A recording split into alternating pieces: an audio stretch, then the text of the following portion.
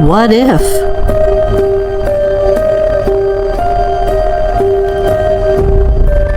You woke up tomorrow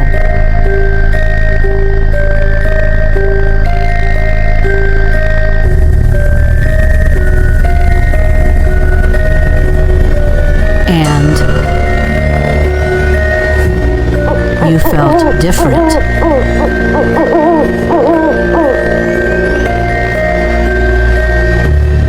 What if?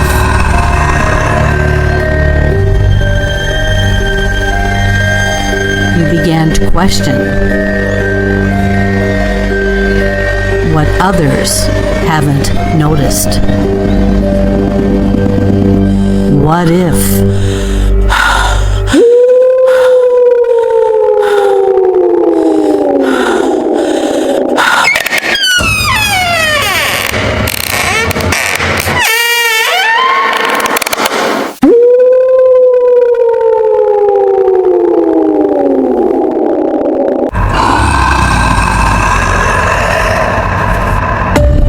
I began to have experiences I could not explain at a very young age. Our worldview is filled with intrigue, wonder, adventure, and of course, mysteries.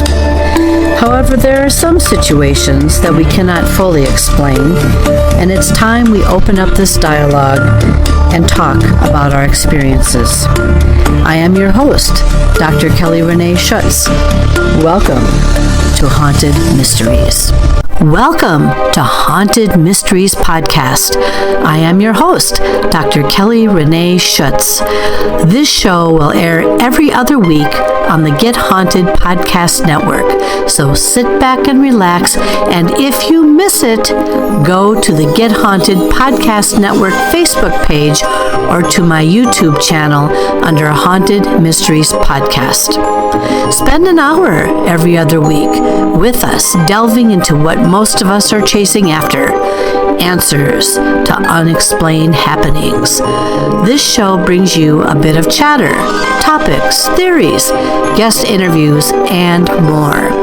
May you be a believer in cryptids, apparitions, UFOs, consciousness abilities, or anything else. Know that there is another person out there who has experienced something similar or a bit stranger. It's not always in our imagination. This episode is pre-recorded.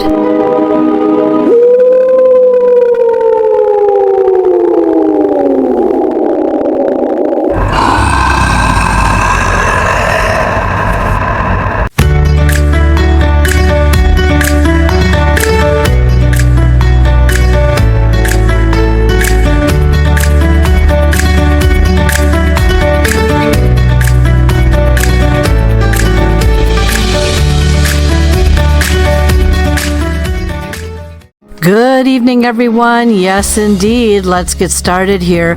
Welcome to yet another episode of Haunted Mysteries Podcast. My name is Dr. Kelly Renee Schutz. I am the host and the producer of this show.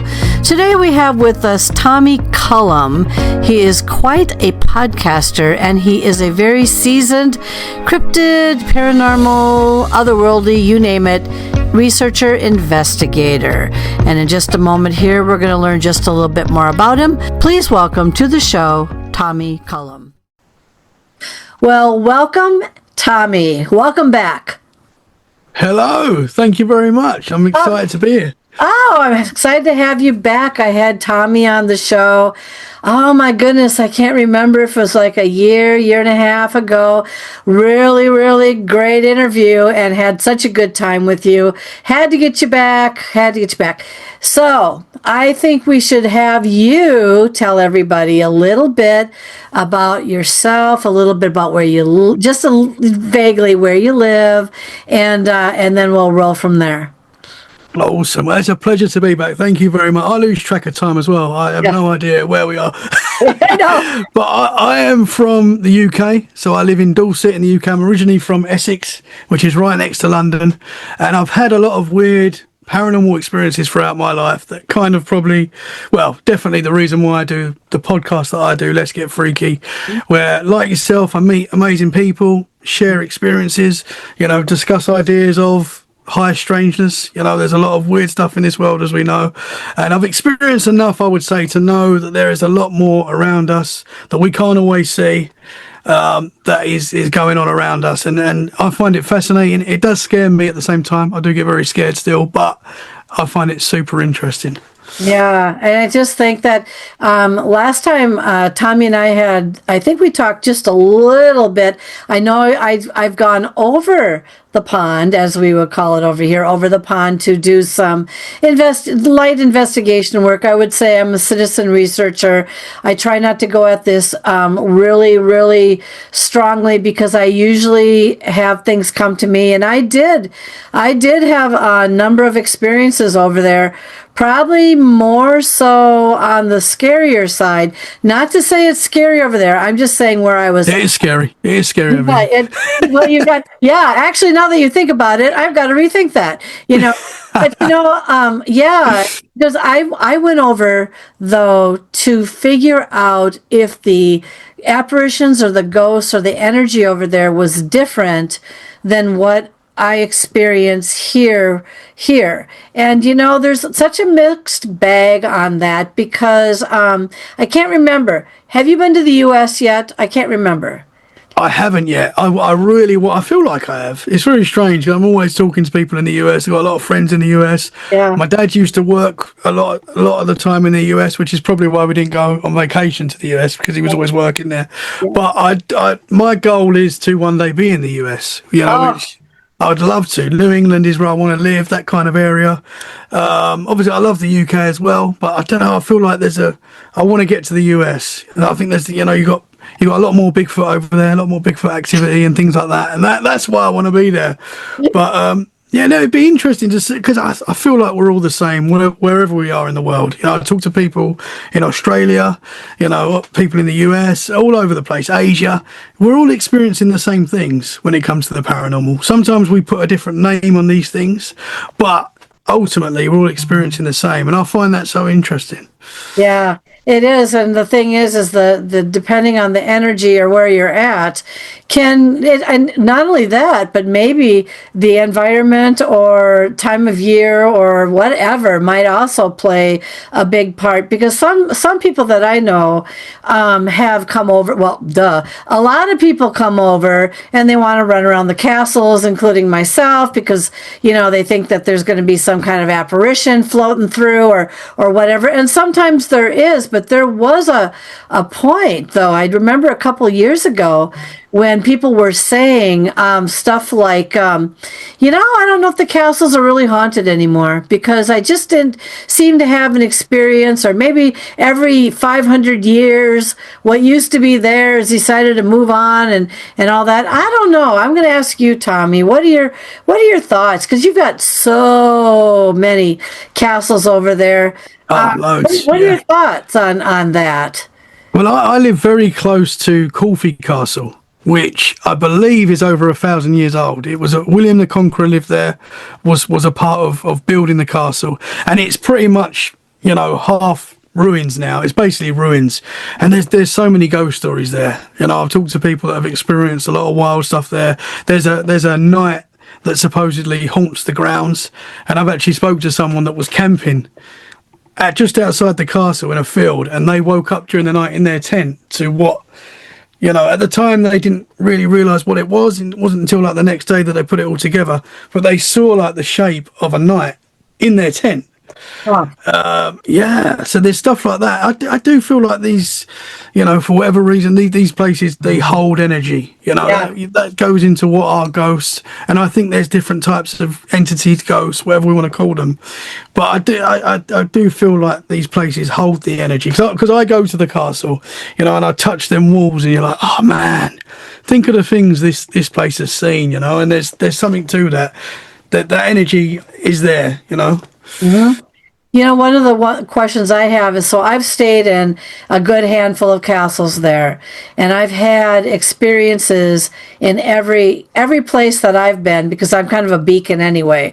But I'm just wondering, what are your thoughts on when, like, I'm going to use the cement walls as an example here, because I don't know if a lot of people ever really think about this, whether or not they've ever been cleaned with a pressure hose or something along that lines. Because you know how dirty these walls would be after, what, 1,000 years old, 500 years old. There's a lot of that can get, trapped in this. I don't really know the answer to this because I've never seen anyone cleaning the castle from the outside or on the inside. That's a good point. But do you know, and would that even retain energy at all? Because I agree with you. I know limestone in particular, copper type of wiring, I know those types of things have a tendency to affect, the energies and stuff like that. But I don't even know what these cement walls are made of on some of these castles over there. Do you? You have any idea? No, that's a good point. And I mean, you would guess that they would have to clean the walls, to keep them looking presentable, because obviously people are coming to pay to see these things. Yeah. So I would imagine that there is some level of cleaning. But you're right. I mean, I don't know. I'm not sure, to be honest. Yeah. But it'd be interesting to know. I'm pretty sure, because I'm pretty close to like Stonehenge as well. Oh. 40 minutes from Stonehenge, which is a very strange area, as you can imagine, full of high strangeness. I believe they have cleaned the stones before, the Stonehenge stones, but I'm not 100% sure on that either. So I don't know, to be honest, but I imagine that they would have to. If these things are 1,000 years old. I mean, you look at the castle near me, and it's half standing. It's not what it was, but yeah. Yeah, I was at Stonehenge. Oh my God. Few years back, I mean, maybe 10 years back or so, give or take. Those stones look pretty clean, but then again, they're out in the middle of, like, I call it a not a field, but a big open area.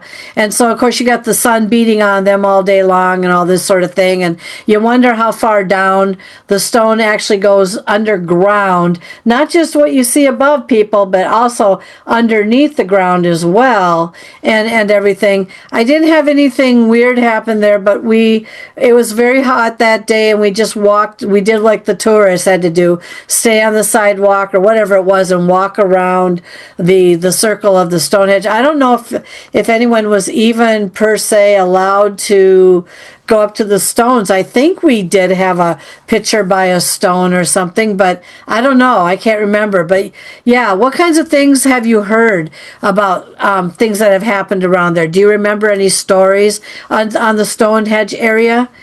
Well, you get, obviously that's an area where you get a lot of crop circle activity as well. Yeah. You get a lot of crop circles around there, which still goes on to this day. There's still new crop circles, and I know that can be kind of controversial, but you look at some of these crop circles and they're incredible, and you think there's no way that a person's done that in the night with a ruler or whatever they say they're doing it with. There's no way. But it's weird with Stonehenge. When I was a kid, because obviously, so when I was living in London, we would go on holiday to Cornwall every summer, and we'd always drive past Stonehenge and stop off just to have a look at it. And I've got these memories as a kid of getting out the car and walking up to the stones and actually being in the stones. And I had recently, not too long ago, I had Matt Pike on the show, on my podcast, and he works at Stonehenge, and he said that for the last, what would have been my life, you've never been able to do that. But I've got memories of doing that as a kid. We used to go up, and apparently there was like a guard that would stay on the stones, and sometimes he would leave. So he said maybe in those points you could have got to the stones, but very rare that people could actually get up to touch the stones. It's very hard now. Like it's cordoned off. You can't just walk up to the stones now. But I've got these memories as a kid of doing that. But they're magical, to see them start. There's again that whole area is, Matt Pike said as well, it's not really been investigated what's underneath Stonehenge. Right. So there's probably a lot of mysteries there that are just waiting to be found. Oh yeah. Yeah, I found it pretty amazing. But yeah, I mean, I remember when we got out, I think we were on some kind of a shuttle or a tour bus, or maybe we parked, I don't know. But I just remember we all had to stay and we did this big circle that we had to walk around. And I can't remember if they created a sidewalk or a path, but it was definitely something. And yeah, there was also, I'm not going to call it a barrier, but there was like this, thing around it that's, do not, and as well as I do that somebody, at night, I don't know what people do at night there, because if it's guarded, I want to use the word guard, but guarded pretty well during the daytime because of all the mass amounts of people.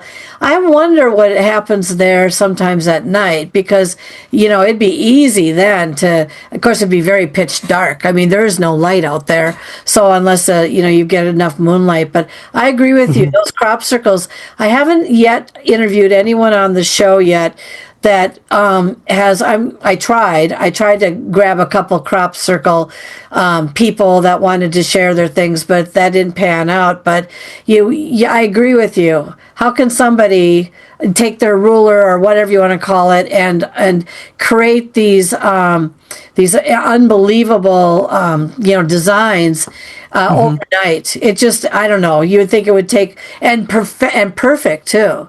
Nice and perfect and everything. That's just what seems really strange to me. I haven't heard of any crop circles lately in the U.S. Have you heard of anything more happening over there? I've seen reports of new crop circles. Really? I'm not too, in like near Stonehenge and stuff like that. There's definitely been some this year, I believe. Some in Germany as well. I think I read an article the other day. There's some in Germany. But yeah, I find it very hard to believe that. I mean, some of them might be man-made, but I find it hard to believe some of them are incredible. They're just like, and they're perfect from above. They're absolutely perfect. Yeah. There's just. For me, I don't know why. I mean, I guess I understand why some people would come forward and claim that they've made them because, but I don't know. I don't know. It's very strange. It's a very strange one and quite a controversial one, because obviously some people will say, they're hoaxes, but some of them are just too amazing, in my opinion, to be a hoax. Yeah. Let's see them make these perfect shapes. Oh, I know. It's just unbelievable. And they do it at night as well. How could they? That's exactly when you can't see anything.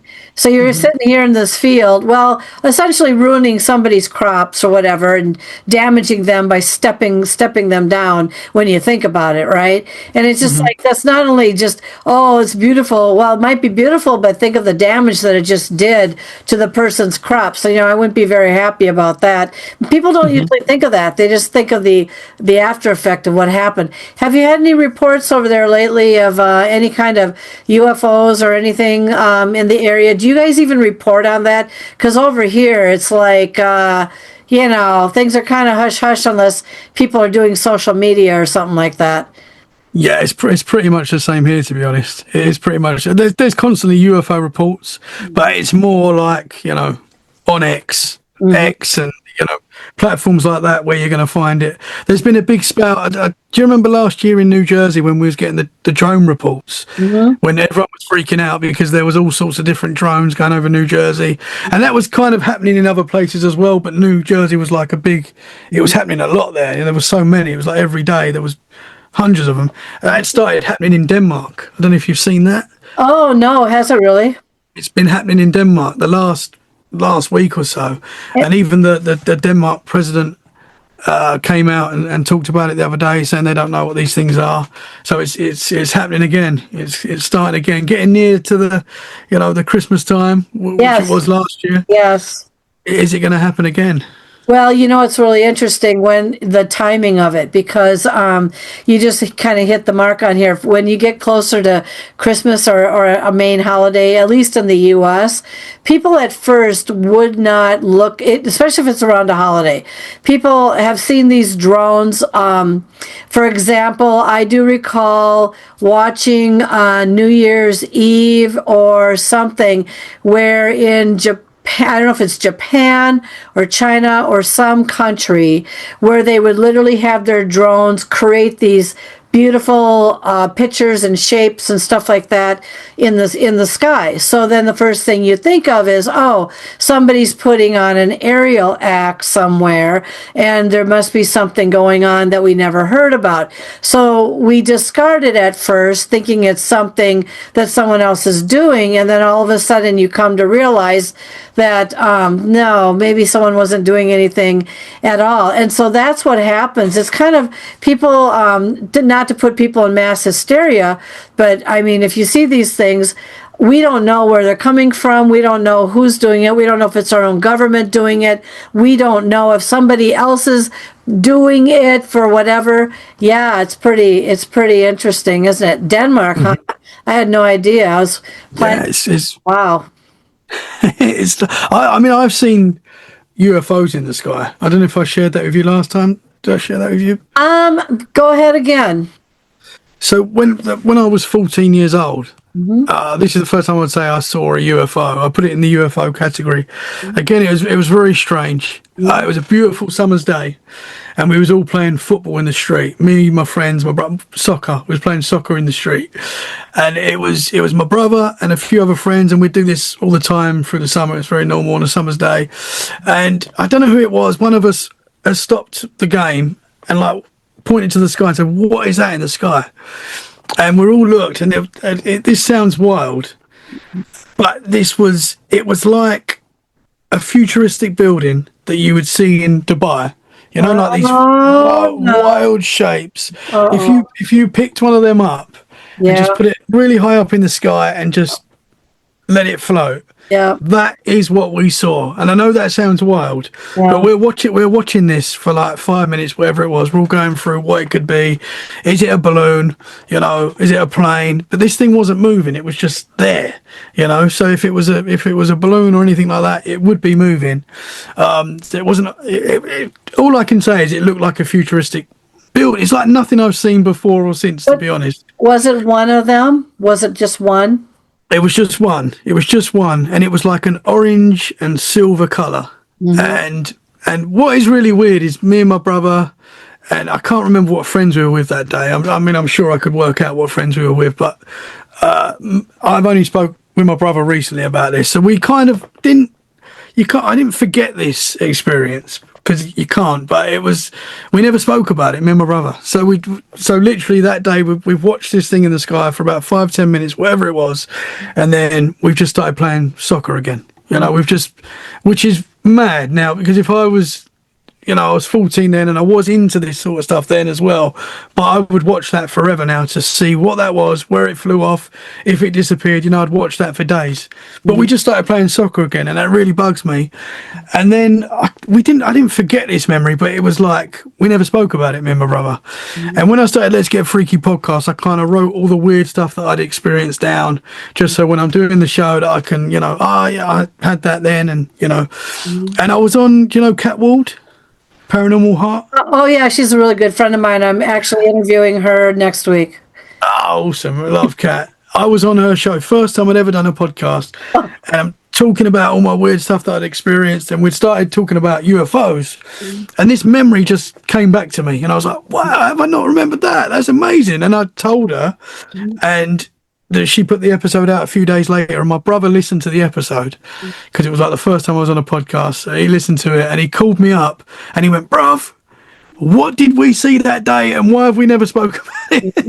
Because he remembered it as well. And I was like, I'm so glad you remembered that, because I started thinking, how can that not be like always on my mind? Because it was incredible what we saw. He saw it as well. He remembers it. Oh, my Siri's just come up. You know, because Get off, Siri. Oh, Siri just came up. You know what? It's really interesting because my phone will act like that once in a while. My Siri just came up. Sorry. I don't know what happened there. Didn't hear anything. You're lucky. Didn't hear anything. Mine will come up once in a while, and it'll answer me, and I'll go, "I'm sorry, I don't have an answer for that. I never asked you anything." You know, I'm sure people can relate to that. You know, when I call Siri, it doesn't come up. No, I know. I know, but then all of a sudden you're like, but I have I don't know what it is. It's just, there's a lot of weird things going on lately. We were talking about this before the show, and I'm talking really weird stuff. And so anyone who's listening to this, and by the way, of course, this will be out probably as early as tomorrow at some point. People will be hearing this immediately. But do you not agree, everybody, that there's some weird stuff going on lately? Okay. Absolutely. So, it's getting weirder. It is getting weirder. No, I noticed that too. I actually said that to my husband tonight. I said, what's going on lately? I can't keep up with all of this, And it's just crazy stuff too. I have to add to your story, which will make you even wonder even more. So Kat Ward, yes, I'm interviewing her about a week from now, give or take a few days. And so you two are kind of following each other on the schedule. And I was also her first. So, by the way. Oh, wow. Yeah, so you and I have something in common. We're each other's first on somebody's show. Isn't that weird? That's wild. Yeah. I know. So synchronicities. I know it is. Coincidences. I don't believe in coincidences. Well, I do. I know she said for me to contact you, which is really, I'm so grateful I did, but it's just like, I just said, and not only that, let's add to your story. So last year, and let's add just a couple days from this point here, going into this coming weekend. A very good psychic that I met in Utah was going to this conference that I'm also going to, and by the time this airs, the conference will not have started yet, or it is over by the time you hear and watch this. But anyway, what you describe is exactly what this psychic saw. She was driving from Iowa to Illinois, and I don't know, there must have been some kind of a ridge or some kind of a small mountain. And she said, I ran into her just to say hello to her at the conference. And she goes, you'll never believe what I saw this morning. And I said, oh, what did you see? Because this place where I'm going, by the way, is incredibly active, and there's not a lot nice people or apparitions there. So I just hope to be put into the classroom this time that won't come after me. But anyway, what you describe is what she saw going over the ridge and then coming down. 6 of them, though. They were kind of, they're kind of square. She says, I've never seen anything like this in my life. And so she flipped over this piece of paper that when I was go and I met her and I said hi. And she goes, you never believe what I saw this morning. And then all of a sudden she goes, and I go, what? And she flips over this piece of paper because while she was just sitting there waiting for someone to get a reading, she drew out what she saw. And what she saw was something very similar to what you described. These things that look kind of shaped like this in the air, but 6 of them hovering together, and then they just kind of went over a ridge, and then they just suddenly disappeared. Well, it wasn't a drone. It was not drones. It wasn't anything like balloons because they were square. She says it was just the craziest thing. And she was actually quite nervous that she saw these things. And I don't know why, but that's interesting. Did you say, though, they had a color on them other than silver or? Yes. Yeah.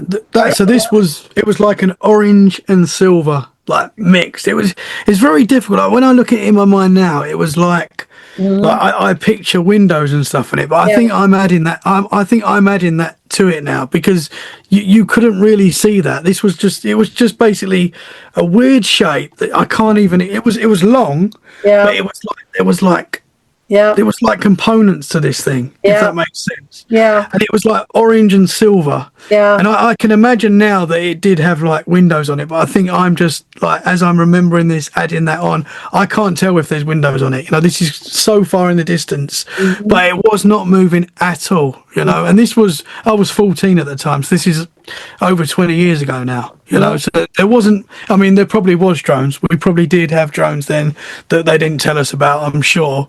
But drones weren't, we didn't know anything. Drones wasn't even a thing then, for no, it wasn't. Normal people. Yeah. So I had no idea what this thing was. And it it must have been pretty big, but it was very high up, you know. Yeah. And the only way I can really describe it is if you picked up a building, like a famous building in the US, Yeah. threw it up into the sky and just let it float. That's basically what it was. Yeah. Yeah. She described hers as like, they're probably a little bit more awkward shape, but if you can imagine like refrigerators, you know, rump, rump, rump, rump, 6 of them hovering together. And this was a year ago, almost to the day of this. So I don't know. Maybe she will, she just said she was incredibly nervous. She just could hardly believe what she saw, and they were just all like a little group together, and they weren't drones, but whatever they were, or let's just say, if hypothetically, let's just say the government had something to do with it, or they're testing something out, or whatever the case may be. I don't know. I don't know of any areas per se. There's a lot of missile sites that are literally underground in places that people don't even know about, unless, you know, they have to come up all of a sudden and do whatever, which I hope will, you know, if that happens, we're all done, you know. But the thing is, it's like, yeah, it's very interesting, isn't it? Because with the way people are these days too, you don't know what to believe anymore, and you don't know how. There was what happened. Oh, I got to tell you this because it's so crazy. Oh yeah, I was at the airport just a day ago, coming back from Philadelphia, and the fire alarm was going off inside the airport. And it kept saying, there is a fire that's been, you know, pronounced in here, and all this, and all the things were going off and everything. And would you believe that nobody, including the security guards or whatever, nobody even reacted to even caring about it? All people care about is getting to their plane site in time and getting out. So they don't pay attention to things. Yeah. It was literally saying there is a fire in the building, and there was a fire truck outside the building, but we were all just like, now where is the one that I have to fly out? You know, everybody does. No one cares. Isn't that weird? It is. My friend was telling me the other day. He was working in a store. I can't remember where it was, somewhere in the UK. He's working in like a store, and he said that the store suddenly had a gas leak. Like, oh God, everyone could smell it. Like, it was bad. They put the alarms on. Everyone's got to get out. Everyone's got to get out. And he said, people, you wouldn't believe how many people are like, oh, can I just finish my shopping? Exactly. He's like, no, you got to get out. We're gonna blow up. Yeah, I know. We're gonna blow up. I've only got to get a couple of bits. I've only got to get a few bits, and I'll be out. No, get out. Well, and I can. You're right. People just, it's like, I don't know. No, I can add to that. I used to work in a casino 30 years ago, and 10 years after that or whatever, a tornado. Now over here in the United States, we've got small to very, very large casinos. I'm talking about a very large casino. Well, the tornado hit the casino, and people were told to get out of their chairs and get either on the floor or go into the tornado area or whatever, because the tornado literally did hit the building, and there was like glass literally broken and smoothed. Would you believe that people refused? They refused to leave their seat, because I know you got all this money in this thing, you're just waiting for it to finally hit and all that. And then even a tornado and glass being splattered everywhere inside wouldn't even budge them out of their seats. See, that's the thing. Wild. We're so, what's the word for it? Calloused, numb. Maybe that's what I'm trying to figure out to a lot of this stuff these days, that if a UFO or some Martian walked up to us on the street, we would think it was some carnival act rather than something to be concerned about or whatever. Do you know? It's just, I don't know. How's the general feeling over where you're at? Do people buy into this, or do you just kind of go about your day and just don't really talk about this? Yeah, it's kind of wild, because like I would say the UK is probably the same in the US. Like, our news cycle is pretty much the same. Yeah. I would say that UK, if you watch the news channel in the UK today, it's pretty much going to be the same as what's going on in the US. You know, there will obviously be some things based more on the UK, but predominantly, you know, Trump is on every news channel in the UK constantly, and so our channels are pretty much the same. Yeah. It is very strange, because obviously the UFO concept is everywhere now. You know, it's all over mainstream news. Yeah. I think most people that I talk to in the UK will accept that there's more out there. You know, you don't get the look that you used to get when you talked about this stuff. I think now, with the world that we live in now, if you don't believe in this stuff, you're kind of strange, because how can you not? Yeah, there's so much evidence, you know, and I know they're talking about this. I've forgotten the name of it, but there's this comet / ship heading towards Earth. Have you heard about this? Oh, you mean like a meteorite type of that? Yeah, looks really that's big? probably. Yeah, I mean that. And it's kind of like it could miss. I know I've heard about this a couple of times, and it could miss us, or I don't know. Where is it? Where does it think it's going now? I mean, they're saying it's not going to be like we're going to be able to see it, I believe, but it's not going to be affecting us too much. Yeah. But you know, some people are saying these are UFOs and stuff like that. But there's even like big scientists at Oxford University talking about this and saying it could be something, you know, that we've not experienced before, which is quite strange. And it's quite a big thing to think that there's something, even if it's just a big meteorite that's moving in a weird way, even that's pretty strange, and that's pretty amazing, you know, to be honest. No one's talking about that. You know, that I find that quite strange. So I guess people just, you know, I think people are, you know, generally there's so much going on. Yeah. People working and stuff like that they just haven't got time to worry about UFOs. The news cycle's constant. There's a lot of wild stuff going on that we see in the news cycle alone. You know, I think just people haven't got time for UFOs and stuff. Apart from us. Well, no, we're the same thing. It's like so distracted, so busy. So distracted. It's like, can you hold on for an hour while I finish what I'm doing here first, and then I'll think about what you're trying to present. That's really what it is.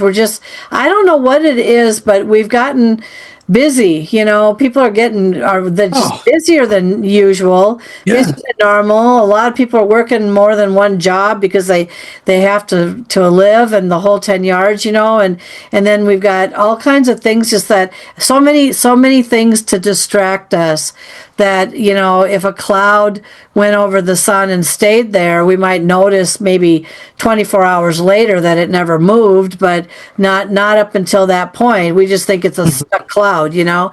So strange. So it's very weird. People don't sit for like 10 minutes doing nothing now. That's quite rare. Very rare. You're on your cell phone. You're constantly busy. Time just, I don't know about you, but this year, I know, seems like it's gone by very fast. Seems like it's Christmas like yesterday. Yes. And yet we're looking at Christmas, you know, it's nearly back. So I talk about this with my husband every year, because especially when you get older, and only maybe, I think you're probably maybe 20 years younger than I am. I don't know, or maybe. I'm 38. 38 and I'm 64. So and you're very on top of it. I call you a young chap, you know, you're very on top of it. And just think, by the time you get to be 64, just imagine what you're going to know. By the time you get to 64, I'll be dead in the ground. Let's put it that way. Who knows what's going on? I could be flying around you and trying to get your attention too. But you know, the thing is that year goes faster and faster and faster. I cannot remember this.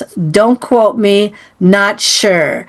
I thought I heard last year at some point somebody put something out there on the news or whatever that that the earth sped up like a fraction of a second. It was just something really like a fraction of a second. And all of a sudden that just, you know, are we moved a fraction or something very small, like not even enough to even notice. But the thing is we have noticed everything just seems to be, it just won't slow down. And we just had Christmas, and now we're at Christmas all over again. It's coming back. I know, it's terrible. I know. That's what I said. It's like, what? I love Christmas, but I know. I love Christmas too. It's stressful. I know. Well, and I can't remember how much snow you guys get, but when we get a lot of snow, it's a pain in the butt in Minnesota. If we don't, we're like, oh, where's some of the more snow? But it's not like we like snow, because that's just, you know, too much is too much. Just right is nice, but too much is too much, right? Do you get snow? I don't know if Not too bad. I'm on the coast, so I'm right by the sea. So that's apparently you don't get a lot of snow when you're right on the coast. But I don't mind snow. I guess for you're fed up with it. But we only get it for like 3 or 4 days, and when we do, everything comes to a stop. That's right. Because we can't handle it. You don't have the equipment to figure out how to get rid of it. Yeah. The train stop. You can't drive anywhere. I know. It's just like, hold it. Yeah, I know. It's so weird. Well, the thing is, I used to live in Maryland, and that's the way it was in Maryland. The whole place would shut down because they didn't have. That's only for an inch of snow. Here we get an inch. It's like, oh, for God's sakes, you're a baby, you know. And just like, can't drive in that. Yeah, you can get out there and go drive in it. Ever drive in a blizzard before where you can't see the road? That's when you start to get a little nervous and scared. But yeah, I know it's really hard to believe, and I'm sure some people are going, why are they talking about Christmas? I'm just like, because it's fun, everybody. It's fun. Okay, so I was just out in Pennsylvania. Speaking of the weather, and of course the leaves out in the Poconos are just starting to change, and so we didn't get the full-fledged yet. We just barely got the start of it, which was pretty enough for the way it was. But when I was out there, I stayed at a couple bed and breakfasts. One in particular that was the year 1700, and then built on also in 1800, and had a lot of unrest in that area. Massacres, was really, really, really super bad in that area. But I was talking to the owner, and she learned who I was because she didn't even know if the place was really haunted or not, and I kind of told her it was a little bit, but it was friendly. But she brought up something that her friend had brought to her attention, which was her friend said she saw something that they call owl man, and I had never really I've heard of Mothman, but I've never really heard of owl man. And I said, are you sure it just wasn't an owl with a large wingspan? She goes, no. She said she thought that too. She says, no, it was really, really a huge span. And I said, eye color? Probably didn't notice. But what do you know about Owl Man? It's interesting because where I live now, I'm based in Dorset, but just not too far, 2 hours up the road, 3 hours up the road, you've got Cornwall, which is a very spooky, magical place. I don't know if you've heard about Cornwall. A lot of pixie laws and stuff like that there. Really cool place. But there is an Owlman law there. And I can't remember the name of the church off the top of my head, but there's a church where I believe, I don't know if it was 2 girls, saw what they called the Owlman. And I believe there was a few sightings of this cryptid, and it was literally described the same as a Mothman. So red eyes, it was like 6 foot tall, wings, completely black, I believe. And they called it the Owlman. And I always found that interesting because obviously you think of the Mothman, you could if someone else was naming it, you could call it an Owlman as well. We've called it a Mothman, but it could be an Owlman as well. And then this is what I find so interesting about cryptids in general, Bigfoot, all these cryptids, is that they're all over the world. It's sighted, the same things are being seen all over the world. And this happened, I believe this Owlman sighting, I can't remember the actual dates, but it goes before like internet and stuff like that, before people were communicating like we do now. And so these stories are all around the world describing the same creatures, but just maybe different names. Bigfoot is in every culture around the world. It has a different name, but it's the same thing, and people are experiencing the same thing. So I've always found that interesting with the Cornish Owlman. I've always kind of thought maybe that's the UK's Mothman, Right. Yeah. But owls are very, there's a big link between owls and like ufology and stuff like that. Mm-hmm. The owls get put in like the alien bracket as well. There seems to be a connection there. A lot of abductees and things like that kind of put some of their experiences with owls as well. I guess you've heard that. Yeah, there was someone that I interviewed, and I'm just all of a sudden you kind of tripped the trig. of some, I can't remember who it was, and that part doesn't matter. But she said that she was driving down the road, and there was this absolutely humongous owl standing positioned in the middle of the road, just waiting for them to approach. And I said, well, was that just a regular owl that just was landing there? She said, no, this was an oversized, humongous owl that just was not what it was supposed to be. I said, well, what did it do? It just sat there and just kind of stared at us. And, then all of a sudden it just, I don't know if it even left or whatever, but I think there's something to do with the abduction thing on that. Yeah, so one of the things that I found really interesting was when I was at this bed and breakfast, the owner, she had brought up because she had recently figured out who I was because I told her. She said that a friend of hers, probably about a month ago, had seen something that had looked like this big owl in a tree, just sitting there. But that, at the point that it decided that it was going to fly off the branch, it was obviously not an owl, but something greater and bigger. And so she asked me, and she said, have you ever heard of Owl Man? And I said, no. Are you sure it wasn't Mothman? Because that's what we're used to here in the Midwest hearing about. I don't think I've ever heard of Owl Man. What have you heard? Or what do you know about Owlman? Well, I actually had a guest on that shared a very similar experience to what you shared, and he's Mark Anthony Wyatt, a really cool dude. He's a musician, very very much into the paranormal as well, and has had quite a lot of experiences. And one big experience that he had, and it was in Cornwall as well, and where the English Owlman / Mothman is based. And he said he was driving down a country road. Now in Cornwall, the country roads are very narrow. You can barely fit two cars. In a lot of places you can't fit two cars. If you see another car, you have to kind of pull over and let the other one go. It can be a nightmare. But he said he's going down these country lanes, and it was late at night because he was picking up his son from a night out, I believe. And he's driving down, and he'd had quite a few weird experiences in the lead up to this as well. That day, he said, was quite strange. I believe he had a bit of possible missing time that day as well, which he kind of at the time didn't think too much of, but then with this experience he put it all together.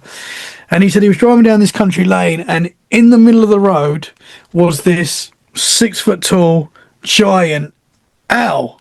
He said that's what it was, and he just stopped, and he was just kind of in awe of this thing, obviously, because it's in the middle of the road. And he said he's watched it for like a few minutes, whatever it was, and this thing just like flew at the car, flew off. Now he said he got a weird vibe. He said it was an owl, but he said he just had this feeling that this was, like, as you said, more than an owl. This was something different. He said he got like my series come up again. Probably wants to. Does it want to define Owlman for us? Is that it?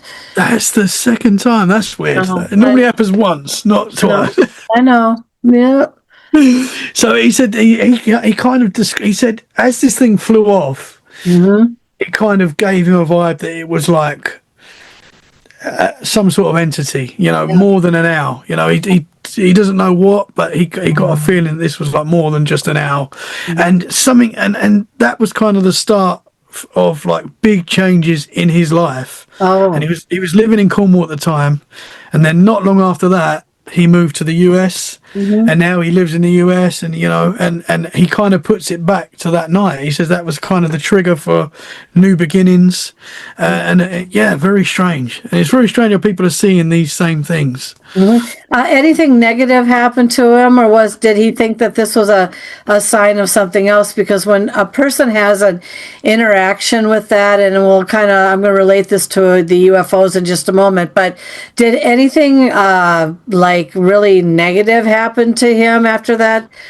I think because he sort of sees the missing time as a negative. Yeah. And but that happened in the build-up. That happened before he saw this entity, whatever it was.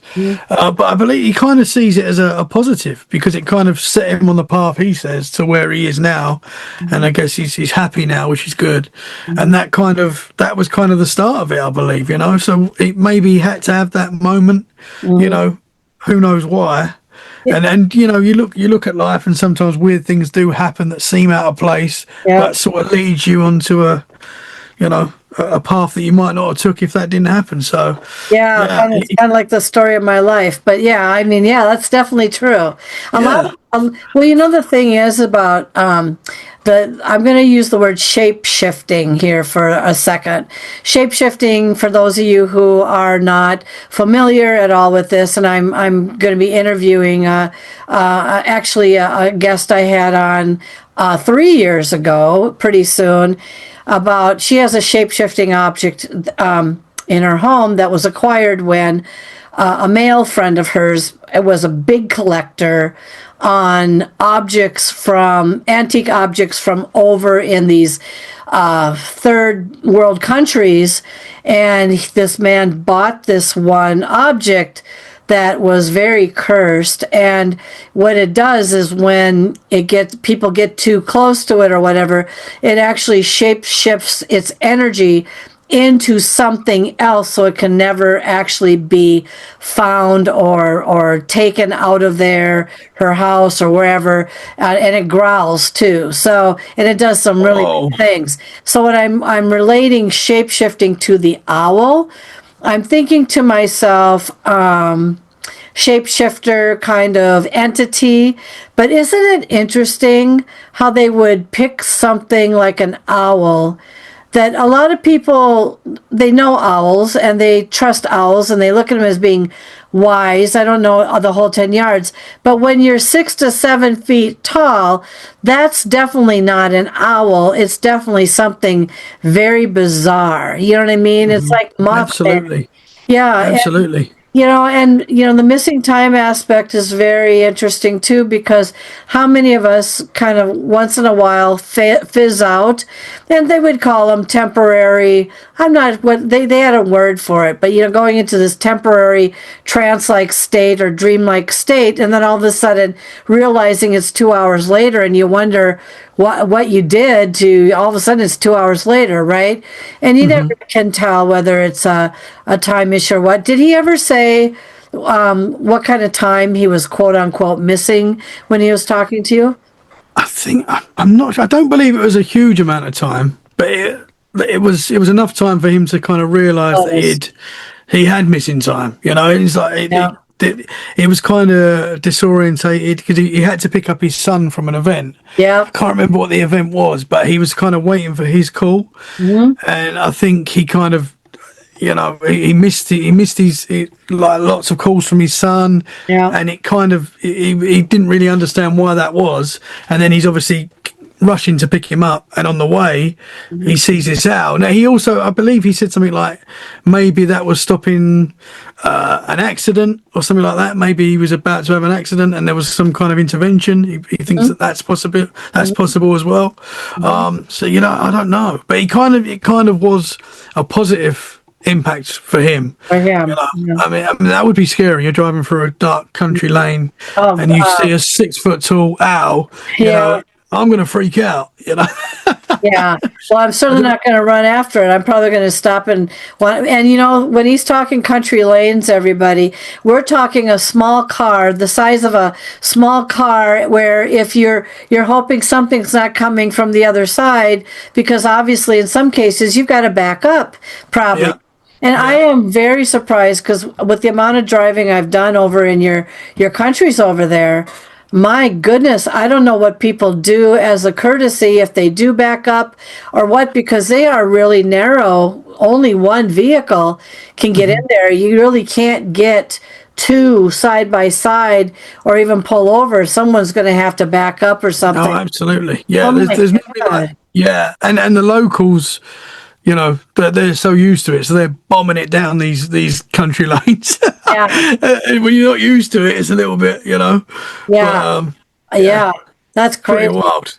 You know, the thing is with the UFO aspect, I was just interviewing somebody, and I had heard this before anyway, that, there's a lot of people that would be really curious to want to go and approach or touch a UFO. And she had mentioned something that she had actually been in one when she was younger, looking out one of the windows, and one of the extraterrestrials or whatever had said to her, take your hand off the window, because it's not a window, it's actually the form of the body of the shape of the UFO, but it was actually kind of like a living organism.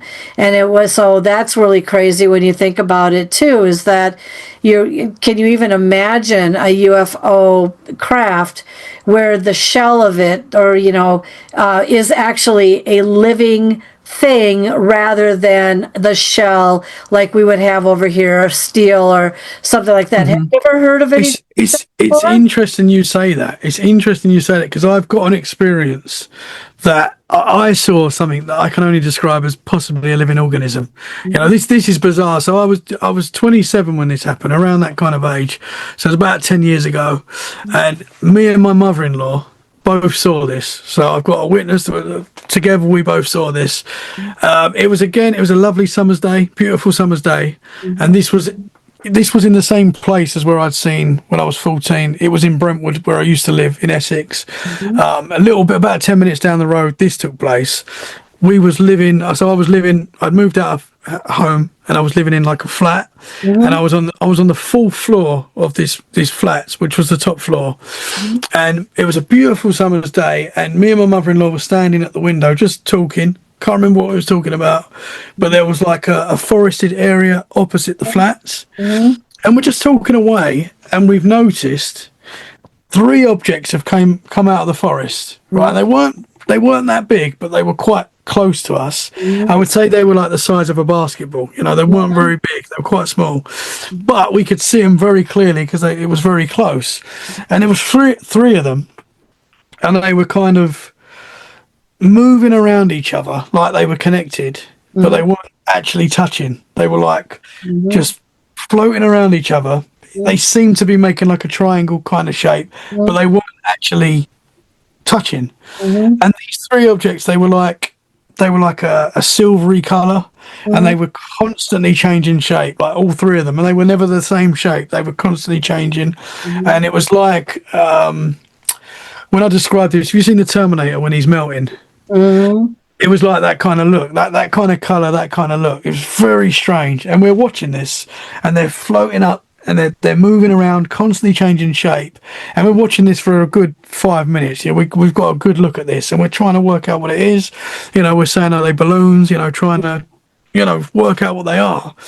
And they're just floating up and up and up, and we're following them all the way to the sky. You can see that, and they've got really small, and then all of a sudden they've just gone flash, flash, flash, and these 3 objects have just shot into the atmosphere. And me and my mother-in-law looked at each other, and we were like, what the heck have we just seen? And nobody's going to believe us.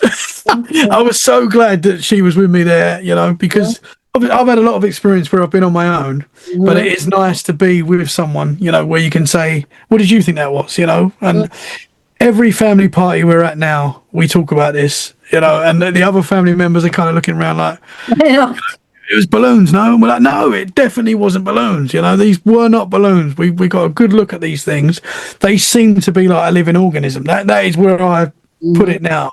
But the way they shot off into the atmosphere was like, balloons don't do that, and you could see like the flash. Were they on the ground originally, or were they hovered above the ground and just doing their thing? I think that, because when we first saw them, we noticed them floating up. I believe they come from the forested area, but I'm not quite sure. But they were very close to us. They were like very close. We got a great look at it.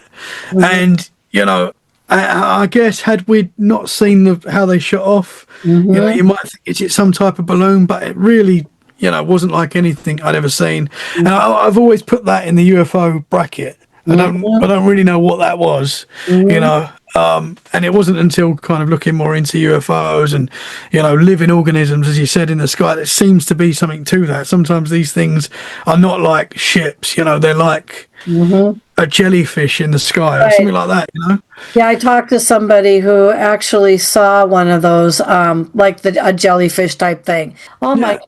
I'm going to have you back again. I mean, Oh, I'd love to. you're just so fun to talk to. My God.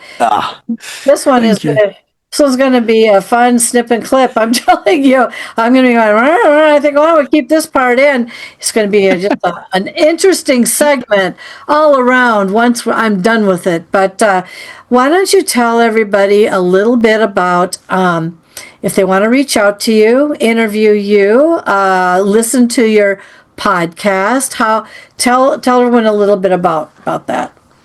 Oh, so thank you. It's been such a pleasure, and I'm happy to come back as many times as you're happy to have me. Love talking to you, so thank you. We are Let's Get Freaky Podcast, Tommy Cullum's Let's Get Freaky Podcast. Wherever you listen to podcasts, Apple Podcasts, Spotify, Amazon Music, all the podcast players, we're there. We're also on YouTube as well. You can watch a lot of our videos there as well, full interviews. And if you want to share paranormal experiences, you can get in touch on Instagram, Facebook, TikTok, X.